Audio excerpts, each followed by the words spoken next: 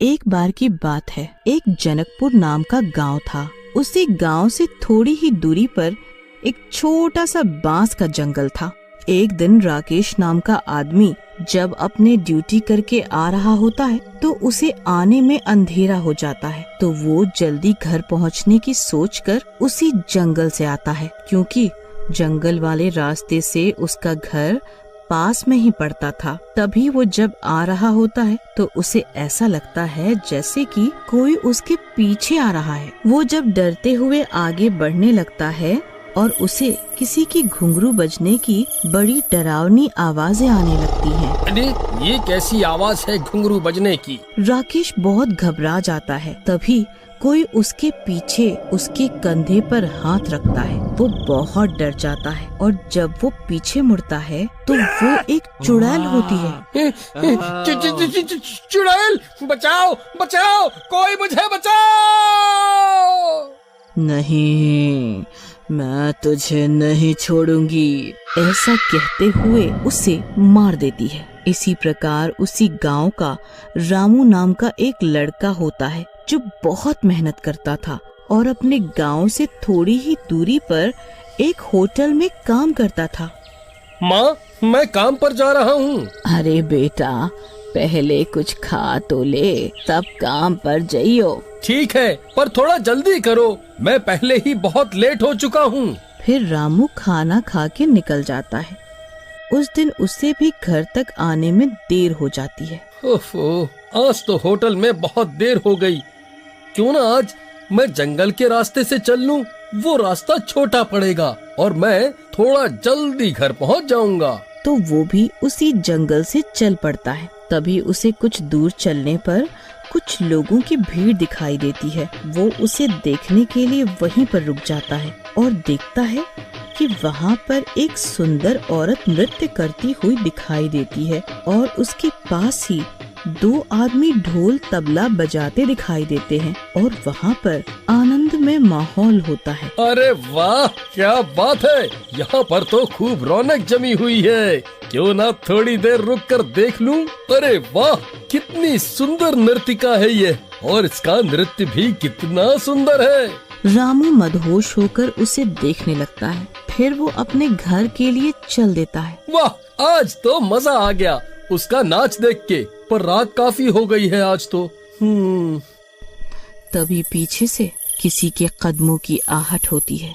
अरे ये कैसी आहट है? मुझे ऐसा क्यों लगा कि कोई मेरा पीछा कर रहा है। रामू डर जाता है और एक पल रुककर पीछे पलट के देखता है। अरे यहाँ तो कोई नहीं है। लगता है उसके नाच का हैंगओवर नहीं गया अभी तक मेरे सर से।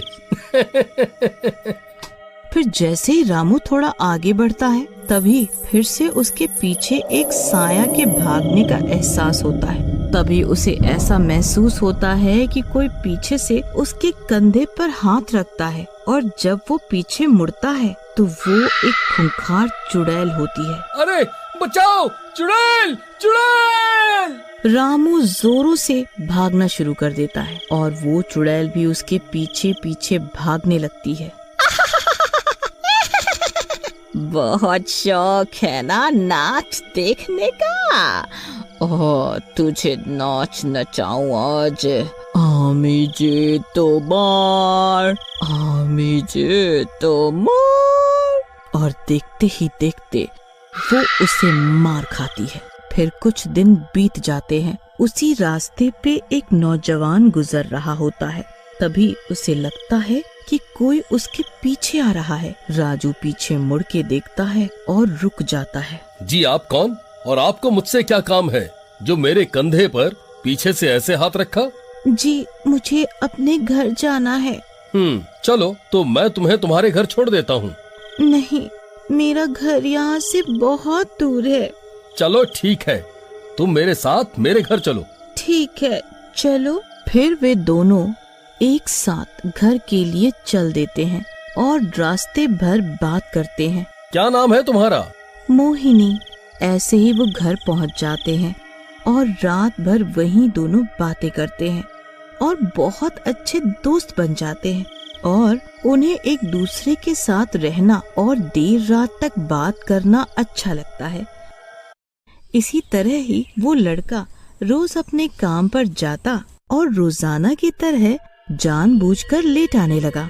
वो लड़की रोज की तरह उसके कंधे पर हाथ रखती, उससे बात करती और रोज उसके साथ उसके घर जाती और देर रात ऐसे ही दोनों बातें करते। इस तरह राजू इसी तरह उस लड़की के वश में हो जाता और रोजाना वही कहानी दोहराता है। बेटा, आजकल तुझे क्या हो गया है? तू हर रोज काम से देर रात लेट आता है और खाना पीना भी अच्छे से नहीं खाता। कहीं तू मुझसे कुछ छुपा तो नहीं रहा है? या तेरी तबीयत तो खराब नहीं है ना? क्या माँ, कुछ भी बोलती हो तुम। बुढ़ापे में सठिया गई हो लगता है। अब जाओ और मुझे आराम करने दो। राजू की माँ को राजू का व्यवहार बहुत खराब लगता है, पर वो चुपचाप वहाँ से चली गई।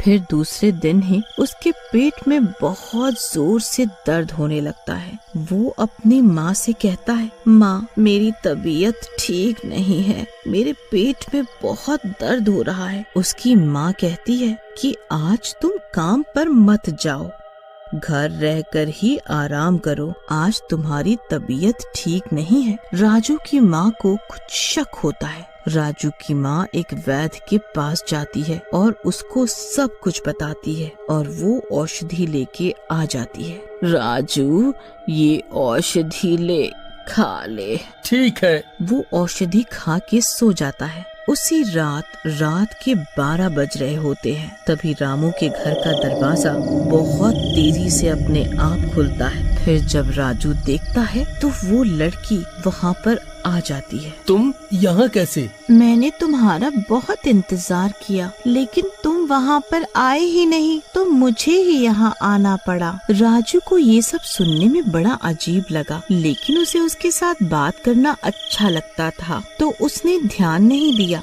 लेकिन जब बात करते करते राजू का हाथ उस लड़की की कमर से छू गया, उसे ऐसा लगा जैसे उसके साड़ी के पल्लू के नीचे कोई सिर्फ हड्डियां ही हो और कुछ ना हो। राजू को कुछ अलग लगा। अच्छा, अब तुम एक काम करो, अब तुम जाओ। आज मेरी तबीयत ठीक नहीं है, मैं कल फिर तुम्हें वहीं उस जगह पर मिलूंगा। ठीक है। मन में गुस्सा करते हुए लड़की चली जाती है। तभी राजू सुबह ये सब बात अपनी माँ को बताता है। माँ, मुझे तुमसे कुछ कहना है। कहो बेटा, क्या कहना है? राजू अपनी माँ को सब सच सच बता देता है कि उसके साथ बीते कुछ दिनों में क्या क्या हुआ।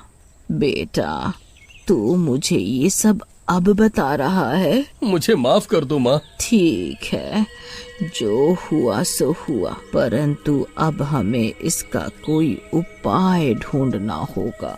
फिर राजू की माँ एक मंदिर में जाती है और वहाँ के पुजारी बाबा को ये सब बात बताती है जो जो हुआ था और उपाय पूछती है। चिंता मत करो, मेरे पास इसका उपाय है।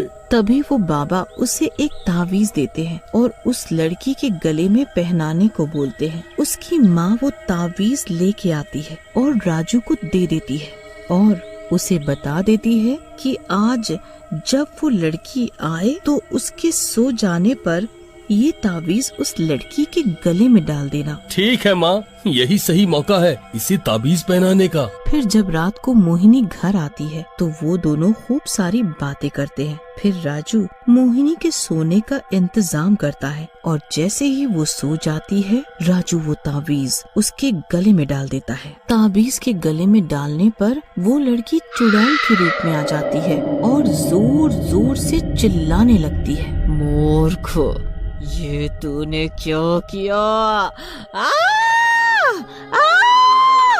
मैं तुझे नहीं छोड़ूंगी, मैं तुझे नहीं छोड़ूंगी।